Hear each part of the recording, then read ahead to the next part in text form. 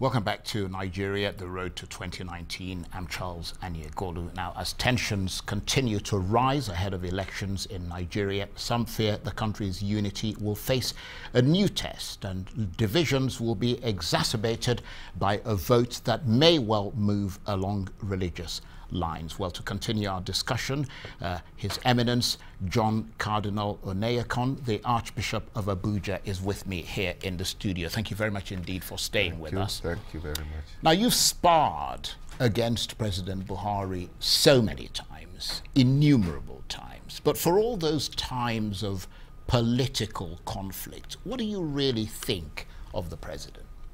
President Buhari. Well,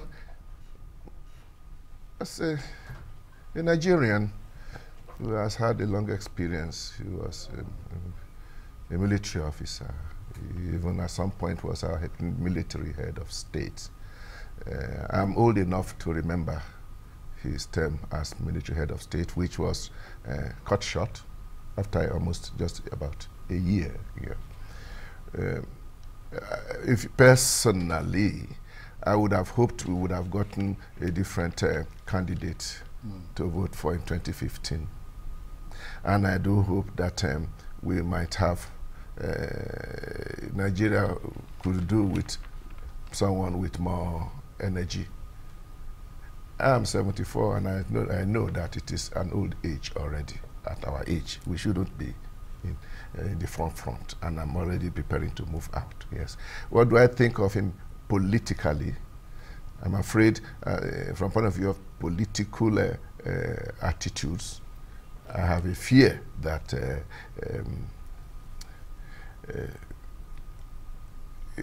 he does not find it easy to take a democratic position.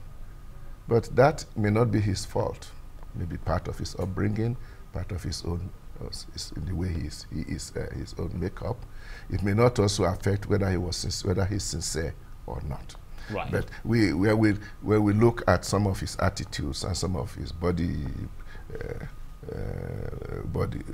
movements, it will appear that he would have preferred to rule the country as a military ruler. Right. So he'd rather be a ruler than a democratic president. Yes, but as we know, democratic rulership is not an easy task, which is why it is not for everybody. Right. Are there values, though, that for you transcend politics and that you would support Mr. Buhari on, because those values give shape and order to the common life in Nigeria? Well, so those values, like you rightly said, transcend politics. The values of good governance, some of which are already mentioned. Right. The value of working for the common good, the value of political leadership as service for the people, and not only of the man on top, but of everybody around him, because the government is not made of one person, which means we look at the whole government. That's why the government is normally considered the president and all his ministers. They form the administration. They say they form the government. We have to look at all this put together. And to be able to make them work together in one direction, that is a task that is not always easy to achieve. And a country like Nigeria, with different viewpoints and different needs and different perspectives, it is again required that somebody be able to listen to everybody and accommodate everybody. But I mean, are you and other bishops at all close to President Buhari and his government? Have you had much communion with him? Communion? Well, communion, that's a big word, especially from the church point of view. Yeah, but not a literal, not a literal sort of open your mouth and have a host. We have had meetings with him. Right. He has given us appointment, and we have been received in audience. We have talked with him.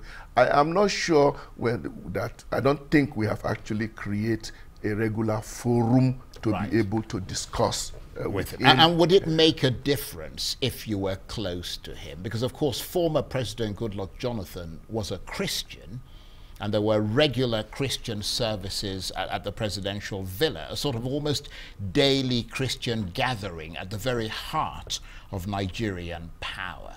But it didn't make any difference as far as corruption goes, and you ended up essentially withdrawing support from it. I was just about to say that the daily prayers in the villa chapel is not the same as what I thought you were talking about. A forum where the Christian leaders, and specifically as far as we are concerned, the Catholic Bishops' Conference, can meet with the president on a regular basis and talk heart to heart. Even with Jonathan, we didn't have that. Even with Jonathan, we did not have that. The result is that we make up our minds about what is going on, and once in a while when we feel the need to do it, we speak clearly and loud. And talking about making up your minds, the last time the bishops held a conference, you and they suggested that you and they had lost confidence in the Buhari government. For a very, very clear reason, on the basis of how much we have seen done to ensure the safety of life and property in the country. So it's an issue of security. That was the main point. Right. And and it is a major point where we're in a situation where it's like the cup was overflowing.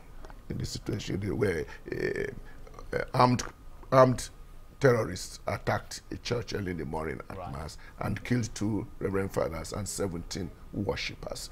It's not as if those who were killed before that were not important, but this was like it was showing how bad things were. And the fact that we felt that much more could have been done made us arrive at that conclusion that we've lost confidence. Right. And is there anything this government can do to regain your confidence? I mean, is there an objective way to make that assessment in a world where politics is often subjective and in the eye of the beholder?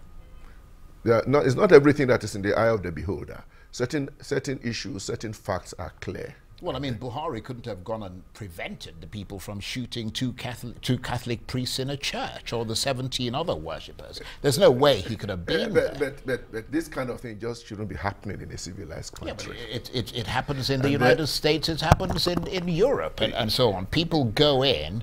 I suppose the issue is always how they react, the government reacts to the situation. Before and after the event. And up to now, we're still trying to see clearly what steps had been taken to first of all identify who are these killers that seem to have been roaming around freely. Up to recently, last week, we are still hearing of such killings going on in Plateau. Yeah. And it has been going on. The fear is that it's becoming almost normal, and we don't think it should be normal. To what extent, Cardinal, would you say that voters in Nigeria pay attention to the religion of the candidates? Personally, I am not asking for a Christian or a Muslim president. I'm asking for a good president in Nigeria who will lead us, or who will help us to have a country called Nigeria where Christians and Muslims can live freely at peace with one another. Now, if I were to say I can only support a Christian president, it means I've made up my mind that unless I have a Christian president, I cannot say I have a good government. But we do know that merely having a Christian called Joseph, Paul, or Peter doesn't mean anything in Nigeria of today. So this is why I think religious leaders on both sides have this big duty to try and bring out the reality of what really is, even if you talk religiously, what is God asking of us? Right, and very, very briefly, because we're out of time, President Buhari says he will seek re-election in 2019. What is God telling you about that? What is God telling me, or what is Buhari telling me? What is God telling me? Well, God is telling me that what Buhari is saying, and I will wait and see. And of course, he has every right to seek re-election. And Nigerians will make up their minds. It's too early now for me to make up my mind. We don't even know yet what the field is all about, what it's like. Who are the other, if indeed, we don't even know yet whether he will be a candidate, because he only expressed his interest. Right. He still has to get a political party that will sponsor him, and there will be other. Okay, very diplomatically answered there. But on that note, His Eminence John Cardinal Onaiyekan, the Catholic Archbishop of Abuja, thank you very much indeed. Oh, thank you, Salova. Thank you very much. Well, that's it for this edition of Nigeria: The Road to 2019. Join us again for a fresh edition tomorrow. From me and the entire team here in Abuja, bye-bye, and thank you for watching.